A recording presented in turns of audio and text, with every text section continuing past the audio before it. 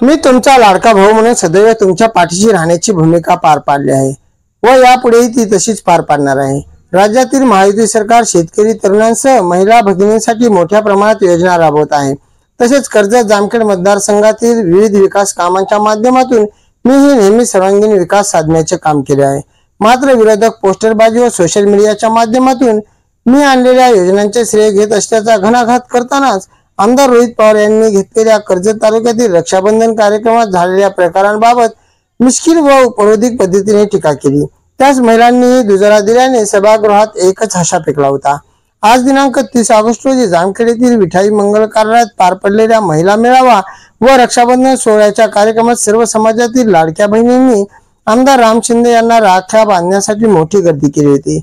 या कार्यक्रमासाठी भारत सरकारच्या राज्यमंत्री रक्षाताई खडसे, भाजपा जिल्हाध्यक्ष दिलीप भातसिंग, राष्ट्रवादी काँग्रेसच्या युवती प्रदेशाध्यक्ष संध्याताई सोनवणे, भाजपा महिला आघाडीच्या तालुकाध्यक्ष व खर्ड्याच्या सरपंच संजीवनी पाटील, प्रांजल चिंतामणी, अर्चना राळेभात, माजी नगर अध्यक्ष अर्चना राळेभात, संगीता पारे, मनीषा लोणकर, मनीषा जोकारे, लक्ष्मीताई पवार आदी महिला भगिनींसह बाजार समितीचे सभापती शरद कारले, भाजपा तालुका अध्यक्ष अजय काशीद, युवा मोर्चा तालुका अध्यक्ष बाजीराव गोपाळघरे, शहराध्यक्ष पवन राळेभात, नगरसेवक अमित चिंतामणी, मोहन मामा गर्दे आदी मान्यवरांसह कर्जत जामखेड तालुक्यातील महायुतीतील घटक पक्षांचे पदाधिकारी व महिला भगिनी हजारोंच्या संख्येने उपस्थित होत्या। तसेच या कार्यक्रमाला उपस्थित सर्वांसाठी आमदार राम शिंदे यांच्या वतीने स्वादिष्ट भोजनाची व्यवस्था करण्यात आली होती। कार्यक्रमानंतर रक्षाबंधनाचा उपहार म्हणून उपस्थित सर्व लाडक्या बहिणींना साड्यांचे वाटप करण्यात आले। शांततेत व खेळीमेळीच्या वातावरणात पार पडलेल्या या कार्यक्रमात कोणताही अनुचित प्रकार घडू नये म्हणून पोलीस निरीक्षक महेश पाटील यांनी चोख पोलीस बंदोबस्त ठेवला होता।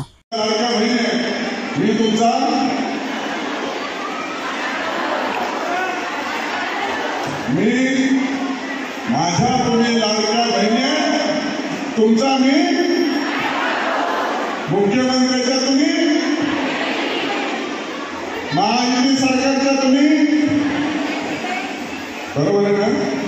लाडक्या बहिणीला थेट पहिल्यांदा या राज्य सरकारने तुमच्यापर्यंत योजना पुरवण्याचं काम केलंय। आता सावंत भाऊ काय म्हणतात, पैसे शिल्लक आहेत का, बजेटला तरतूद केली आहे का, हे चालू राहणार आहे का, ते आताच देणार आहे, परत देणार आहे का? पण लाडक्या भावांनी, मुख्यमंत्र्यांनी, दोन्ही उपमुख्यमंत्र्यांनी सांगितलं की हे 1500ची योजना आम्ही 3000 रुपयापर्यंत घेऊन जाऊ। आणि सावंत भाऊ काय म्हणतात, आम्ही कोर्टात जाऊ, पण मिळूनच येणार नाही। आता तुम्ही सांगा, असं केल्यावर कसं जमलं? ओढून ताणून लाडका भाऊ लाडकी बहीण होत नाही,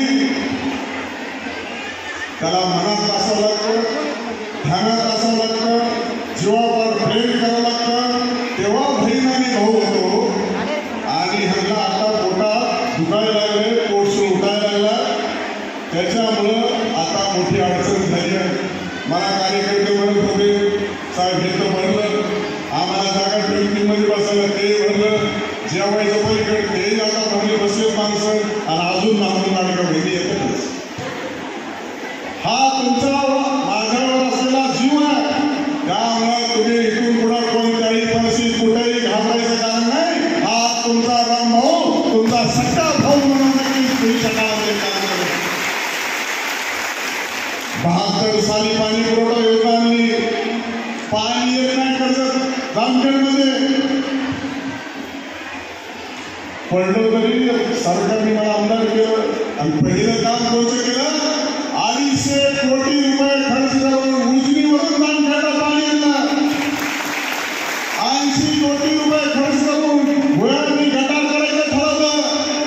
सावंत भाऊ उठतो आणि नारळ पडतो, जेव्हा तुला टाइम होता तेव्हा गेलं नाही।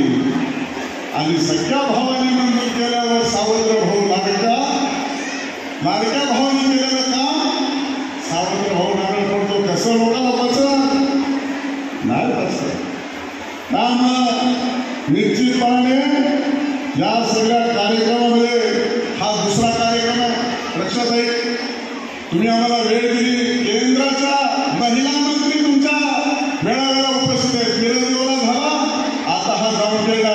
याच्यानंतर राशीन, नंतर खरडा, त्याच्यानंतर कर्जत, त्याच्यानंतर कुलधरण, त्याच्यानंतर नांदज, नांदजनंतर कोरेगाव.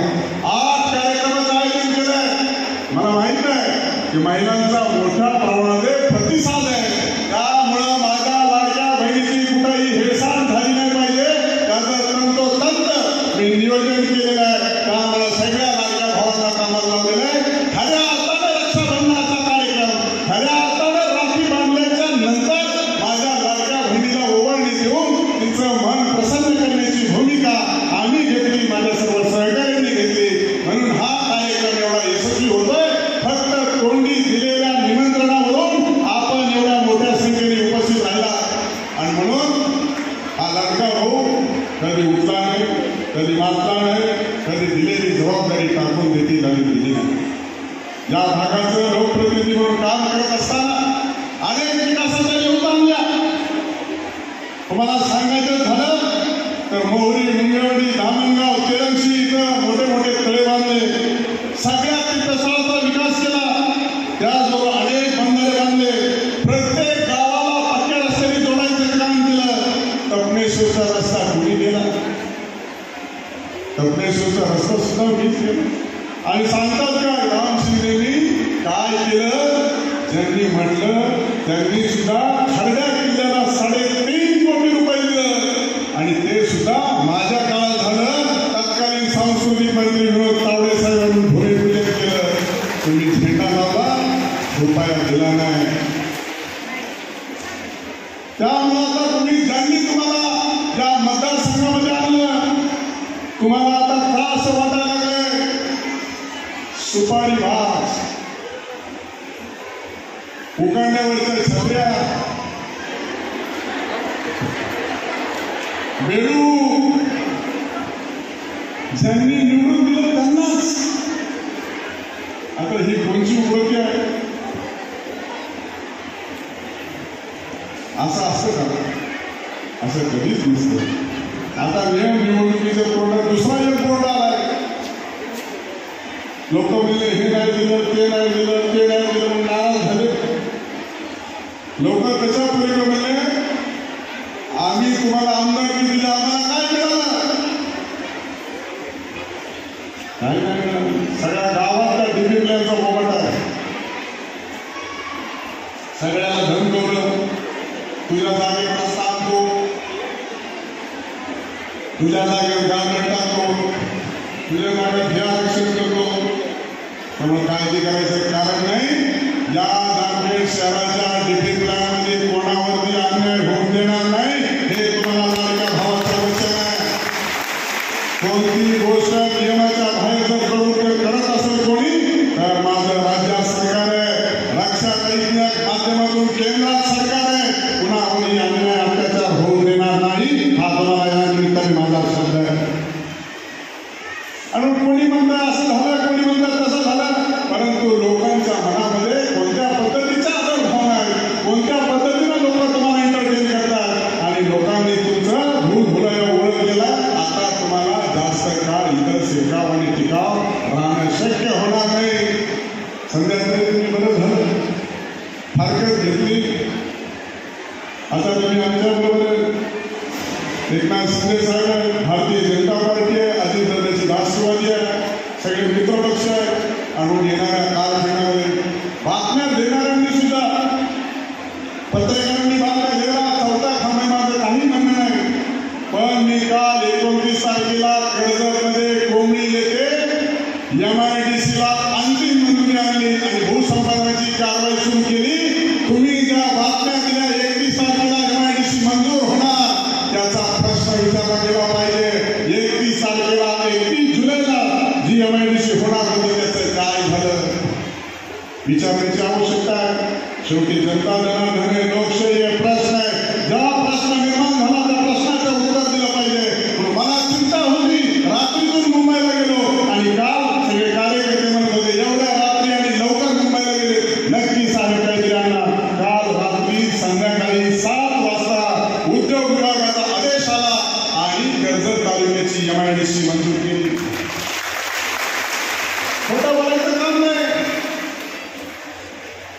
आता परत मी आज 30 तारीख आहे, 30 तारखेला मी सभापती होणार. आता मी तर दानखेडमध्ये सभापती तर झालो नाही, अजून काय काय होणार आहे टीव्हीला सगळ्या बातम्या चालतात, पण मी काय होईल का काय होईल, पण मी येणाऱ्या कालखंडामध्ये माझ्या लाडक्या बहिणीला मला मत द्यायला संधी निर्माण करून मी निवडून सांगतो. आणि म्हणून ते काम करत असताना, या सगळ्या गोष्टीचा विचार करत असताना आपल्याला माहित आहे सगळ्या माझ्या बहिणींना देशी फुकट देवीला 20,000. आता आमच्या 65 वर्षाच्या महिन्याच्या आमच्यासाठी काय माननीय मुख्यमंत्र्यांनी सांगितलं, तुम्हाला सुद्धा वयश्री योजना 3,000 कोणतंही सांगितलं या तुम्हाला 1, 2, 30,000 3,000 रुपये देणे त्यांनी योजना आणली आहे. ते देखील केलं. मुलगी जन्माला आली 18 वर्षात माझी कन्या भाग्यश्री 1 लाख रुपये देणार. रक्षाताईंनी माननीय पंतप्रधान नरेंद्रजी मोदी यांचा कार्यक्रम घेतला. त्यांच्या भाषणात सांगतील महाराष्ट्रामध्ये माझी कन्या भाग्यश्री या 18 वर्षांनी किती कन्यांना त्यांनी 1 लाख रुपयाचा लाभ दिलेला आहे. आणि शिक्षण देखील आता करायचं असेल तरी माझ्या सगळ्या भाषा असतील, माझ्या सगळ्या बहिणी असतील, त्यांना सुद्धा मोफत शिक्षण देणार आहे. हे खऱ्या अर्थानं लोकप्रिय आपल्या मनातलं सरकारची भूमिका आपल्याविषयी घेतलेली आहे. आणि म्हणून आपला तो अशी भानगड आहे. भूमिपुत्र भाषा दुसरा कोणी होऊ शकत नाही. भूमिपुत्राला भूमिपुत्राची भूमिका घ्यावी लागते आणि ते लोकांना पटावं लागते. स्मशानभूमी बांधली तर सगळ्या गावाची वर्गणी घेतली. राम शिंदे 25 वर्ष झाले या सार्वजनिक जीवनात कुणाच्या दारात वर्गणी मागायला गेला नाही. वर्गणी तर मागायलाच गेला नाही, पण बळजबरी कुणाकडून वसूल देखील केली नाही. आणि म्हणून साठी खऱ्या अर्थानं त्या निमित्तानं आपण या महिला मेळावा रक्षाबंधन सोहळ्याच्या निमित्तानं आपण या मोठ्या संख्येने उपस्थित राहिला. आणि म्हणून मी सांगत होतो आज सभापती झालं नाही, पण नक्की आता ज्यांचे कोणाचे काही मनसुबे असतील त्यांनी आता हे बोलायचं बंद करावं. हरकत नाही, लोकशाही चर्चा होणार, पण सोयीस्कररित्या काहीतरी लोकांच्या मनामध्ये घालायचं, काहीतरी म्हणायचं, अशी जी भूमिका सध्या चालू आहे. त्यामुळं पायाखालची वाळू घसरल्यामुळं आता खूप मोठ्या प्रमाणामध्ये अडचण झाली आहे.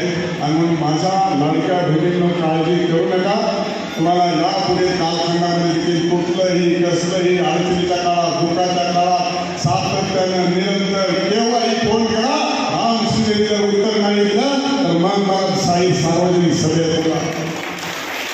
ही राम शिंदेची खात्री, ही राम शिंदेची निष्कट आहे. अनेक सार्वजनिक सभेमध्ये देखील सांगितलं, फोन लावला उचलला काम करून देतो. आणि मग फोन केला, एका कार्यकर्त्याने सांगितलं मी लय फोन केले. ते म्हणजे काय केले? 4 दिवसांनी एक ऍक्सिडेंट झाला होता, डॉक्टर ऍडमिट करत नव्हता पेशंट आणि उपचार होत नव्हते. तुमचा आम्हाला उपयोग होईल असं वाटलं होतं. तुम्ही 4 दिवसांनी फोन केला, पण आज आम्ही सावरून आलो. असा फोन आमची घेत नाही. अशा पद्धतीची ठरलं. त्यामुळं तुमची सगळी इथेची व्यवस्था ही केलेली आहे. ते माझं कर्तव्य आहे. तुम्ही रक्षाबंधनासाठी आलेला आहे. त्यामुळं सगळ्यांची ओवाळणी सगळ्यांना मिळणारे गडबड गोंधळ करायचा नाही, करायचा नाही. त्यामुळे कुणाची तक्रार राहिली तर थेट माझ्या फोनवर फोन करा. पण आपलं कसं आखीव रेखीव नियमात कुणाला आडी अडचण न येता, गोबाटा न करता आपली ओवाळणी आपल्याला मिळणार आहे. आणि बरोबर सगळ्याचं नियोजन व्यवस्थित, सगळ्या फोन बरोबर आहे का? नियोजन व्यवस्थित झालं, सगळं नियोजन व्यवस्थित झाले. त्यामुळे मी आता जास्त काळ काय बोलत नाही, परंतु निश्चित स्वरूपामध्ये या भागाचा सर्वांगीण विकास करण्यासाठी अशाच प्रकारचं तुमचं मदत, सहकार्य आणि आशीर्वाद ठेवा एवढीच या रक्षाबंधन सोहळ्याच्या निमित्तानं मी आपल्याला नम्रपणे विनंती करतो. खरं तर मी राजकीय जीवनामध्ये आल्याच्या नंतर व्यासपीठावर भाषण करताना 100% महिलांची उपस्थिती आणि पुरुष सगळे उभे आहेत ते आज पहिल्यांदा घडलं.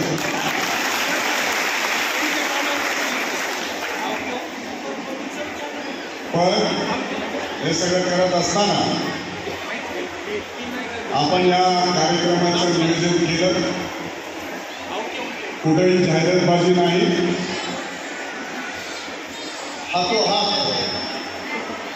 आणि माउथ टू माउथ सोशल मीडियावर जी प्रसिद्धी झाली आणि या पंचदेवाच्या पलीकडे एकही बोर्ड लागला नाही. पण आपण सगळ्या या शहरातून एवढ्या मोठ्या प्रमाणात लाडक्या बहिणी उपस्थित राहिल्याबद्दल मी तुमचा लाडका भाऊ म्हणून तुमचं मनापासून आभार मानतो. आपल्याला मनापासून अभिनंदन करतो.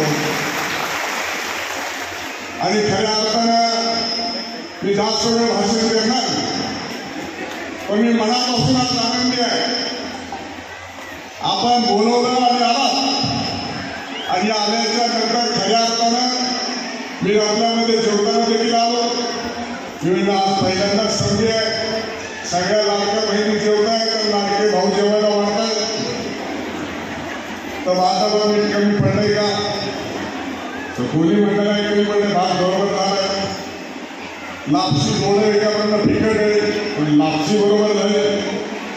लापशी लादीचं तूप देखील आहे, होतं का नव्हतं? आणि सांबर बरोबर होतं का? काही चटणी मीठ काही कमी जास्त? लाडक्या भावाचं जेवण होतं तसं, बरोबर आहे ना? आता कारण आपण लाडका भाऊ आहे. जेवणामध्ये कुचराई केली नाही, कंजूसपणा केलं नाही, आणि नीटलेलं तर दिलंच नाही. नीटलेलंच म्हणतात ना, तसं होतं का? एखादा का खराब होता का? गरम जेवण होतं. आणि मला वाटतं 90-95% लोकांनी आस्वाद घेतलाय ना. जेवलं की नाही जेवलं? लाडक्या भावाला राखी बांधायला आल्यावर मिटलेलं जेवण असतं का? पळापळी करून पावसात भिजून सगळे फॅन चालू आहे. माझ्या लाडक्या बहिणीला गरम झालं नाही याची सुद्धा काळजी घेतली. विटलेलं जेवण दिलं नाही. आणि त्याच्या पलीकडे जाऊन सांगतो, कुणी घाई गडबड करायची नाही. रक्षाबंधन मानल्यानंतर लाडक्या भावाकडून ओवाळणी सुद्धा प्रत्येक बहिणीला मिळणार. त्याचा सुद्धा मी बोबाटा केला नाही. हे देणार आणि ते देणार. आणि त्याचे पुढे जाऊन मला करायचं नाही. आणि म्हणून माननीय मुख्यमंत्री माझी लाडकी बहीण योजना आली, त्या योजनेमध्ये आपल्याला खात्यावर पैसे आले.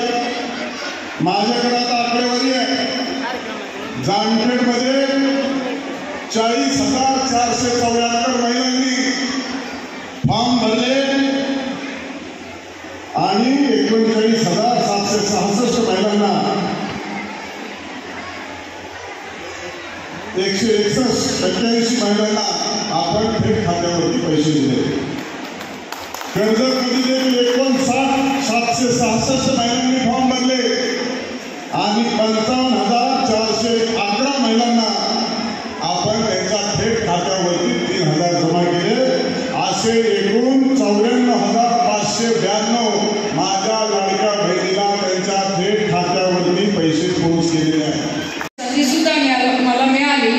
आणि आजच्या या रक्षाबंधनच्या कार्यक्रमाच्या निमित्ताने व्यासपीठावर उपस्थित असलेले आपले सगळ्यांचे लाडके भाऊ, आपले रामशिंदे दादा, त्याचप्रमाणे व्यासपीठावर उपस्थित असलेले आपले दिलीपजी, त्याचप्रमाणे जसं इथे महिला भगिनींचं सगळं आज व्यासपीठ आहे. आणि खऱ्या अर्थाने वाटतंय की आमच्या महिलांचा आता अधिकार आम्हाला पूर्ण मिळालेला आहे. म्हणून आज महिलांची व्यासपीठावर संख्या खूप आहे.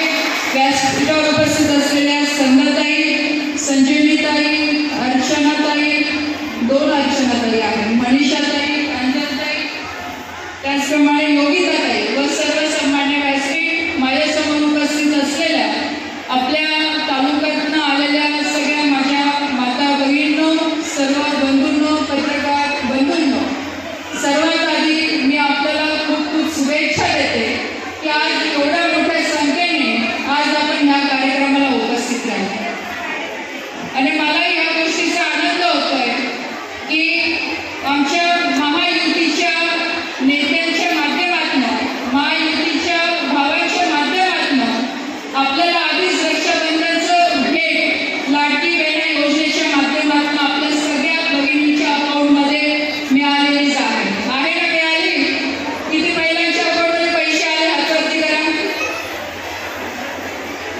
सगळ्यांच्या अकाउंटमध्ये पैसे आलेले जवळपास.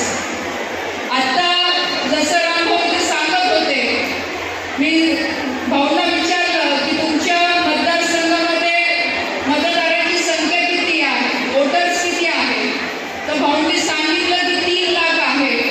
आणि जेव्हा त्यांनी यादी लाडकी बहीण योजनेच्या लाभार्थ्यांची यादी वाचली तर जवळपास 1 लाख महिलांचे फॉर्म भरून झालेले आहे आणि त्याच्यातल्या बऱ्याचशा महिलांच्या खात्यामध्ये सुद्धा पैसे येऊन गेलेले आहेत. म्हणजे जवळपास प्रत्येक घरामध्ये ही लाडकी बहीण योजना ही रक्षाबंधनच्या माध्यमातून आपल्यापर्यंत पोहोचलेली आहे. आज मला अभिमान वाटतो आणि एक महिला प्रतिनिधी म्हणून मी सुद्धा आपल्याला सांगेन की पहिलं असं सरकार आहे की ज्या सरकारने महिलांचा खऱ्या अर्थाने मान सन्मान केला, आपल्याला आपले अधिकार दिले. आज इथे विरोधकांकडनं चर्चा होते, जसं इथे रामभाऊंनी त्यांच्या भाषणात पण सांगितलं, ताईंनी सुद्धा सांगितलं की आज लोक टीका करतात की 1500 रुपये काय होणार आहे. पण आपल्या इथले आमदार जेव्हा इथे लाडकी बहीण योजना सुरू झाली, जाहीर झाली, सगळ्यात आधी बॅनर त्यांनीच लावले. एका बाजूला तुम्ही बॅनर लावतात, लाडकी बहीण योजनेचा लाभ घ्या म्हणतात आणि दुसरीकडे तुम्ही कोर्टात जातात, दुसरीकडे तुम्ही महिलांवर टीका करतात, सरकारवर टीका करतात की 1500 रुपये काय होणार. 1500 रुपये आपण असं म्हणत नाही की आमचं काही खूप काही भलं होऊन जाणार आहे, पण निदान आज सरकारने आपल्याला कुठे ना कुठे स्वतःवर विश्वास ठेवून सक्षम करण्यासाठी एक पाऊल आपल्यासाठी सुद्धा पुढे केलेलं आहे. आपल्याला सगळ्यांना माहीत असेल की 2014च्या आधीची परिस्थिती तुम्ही सगळ्या महिला भगिनी बघा. इथे मी आपल्याला एक प्रश्न विचारेन की महिला बचत गटामध्ये किती महिला इथे सहभागी आहेत? महिला बचत गटाच्या महिला किती इथे? ज्या महिला बचत गटाच्या महिला किती आहे? सगळे सदस्य असतील ना तुम्ही बचत गटामध्ये. आज आपण बघा की बचत गटाच्या माध्यमातून जवळपास आपल्या मतदारसंघामध्ये सुद्धा मी म्हणते 1.5 लाखापर्यंत महिला आज बचत गटाच्या माध्यमातून काम करतात. 2014च्या आधी अशी परिस्थिती होती की बचत गट हे कोणालाही कळत नव्हतं किंवा खूप ठराविक महिलांपर्यंत बचत गटाची माहिती असायची. पण आज तुम्ही सुद्धा बघा की प्रत्येक गावामध्ये आज बचत गटाची स्थापना झालेली आहे. प्रत्येक गावाच्या महिलांच्या माध्यमातून, बचत गटाच्या माध्यमातून महिलांना आज छोटे मोठे उद्योग करता येतात. आज लखपती दिदीच्या माध्यमातून त्या पुढे चाललेलं आहे. खरोखर सक्षमीकरणाचं काम सरकारच्या माध्यमातून, केंद्र सरकार आणि राज्य सरकारच्या माध्यमातून केलं जातं. ही खूप मोठी उपलब्धी आपल्या सगळ्या महिलांसाठी आहे. जे महिलांना आपल्याला आपले अधिकार माहिती नव्हते, पण आज सरकारने आपल्याला महिलांना सक्षम करण्यासाठी विविध योजनेच्या माध्यमातून कुठे ना कुठे हातभार लावलेला आहे. आज आपल्याला आपले अधिकार कळतात. आपण काय केलं पाहिजे, नाही केलं पाहिजे हे आपल्याला स्वतःला कळतं. आज तुम्ही इथे जेवढेही महिला उपस्थित आहे, घरी आपल्या नवऱ्यांना विचारून किती जणी आलेल्या आहेत? नवऱ्यांना विचारून किती जणी आलेल्या आहेत? कोणी झालं नाही की खास खूप मोठं बदल आहे बघा आपल्यामध्ये. एक आपलं काय म्हणतात, सक्षमच्या दिशेने एक पाऊल आहे. नाही तर आधी अशी एक वेळ होती की कुठेही जायचं असेल तर आधी आपल्या घरच्यांना विचारून मग घराच्या बाहेर पाऊल टाका. पण आज आपण इतकं सक्षम झालेलो आहोत की आपल्यालाच आपला अधिकार मिळत असेल, आपल्यासाठी जगण्यासाठी संधी मिळत असेल तर आपण एक पाऊल पुढे येऊन आपल्या अधिकारासाठी आता पुढे येऊन आपले अधिकार आपण घेऊन लागलेलो आहोत. ही खूप मोठी उपलब्धी आहे. आणि महिलांचं मतदानाच्या माध्यमातून स्वतःच्या निर्णय प्रक्रियेमध्ये खूप